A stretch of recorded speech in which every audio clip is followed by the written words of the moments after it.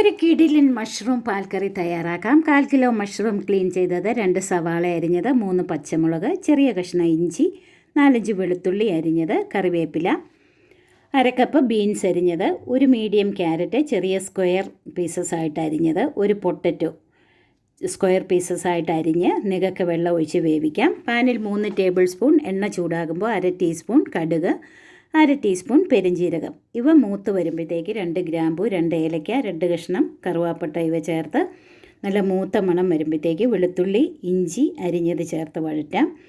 ഇനി സവാള അരിഞ്ഞത് ചേർത്ത് 1/2 ടീസ്പൂൺ ഉപ്പ് പൊടിയും കൂടെ ചേർത്ത് ഇളക്കി മൂടി വയ്ക്കാം. പെട്ടെന്ന് വഴന്ന് കിട്ടും. ഇനി ഇതൊന്ന് വഴന്ന് വരുമ്പോഴത്തേക്ക് പച്ചമുളക്, കറിവേപ്പില, നമ്മുടെ രമ്പ ലീവ്സിൻ്റെ ഇല ഇവ ചേർത്തൊന്ന് വഴറ്റി നമ്മുടെ മഷ്റൂമും ക്യാരറ്റും ബീൻസും ഇവ ചേർത്ത് 1 മിനിറ്റ് ഒന്ന് വഴറ്റാം. ഇപ്പോൾ മഷ്റൂമിൽ വെള്ളം ഉള്ളതുകൊണ്ട് നമ്മളിപ്പം വെള്ളം ചേർക്കേണ്ട ആവശ്യമില്ല. ഇത് 1 മിനിറ്റ് ഒന്ന് വഴറ്റി മൂടി വെച്ച് നമുക്കിതൊന്ന് വേവിക്കാം.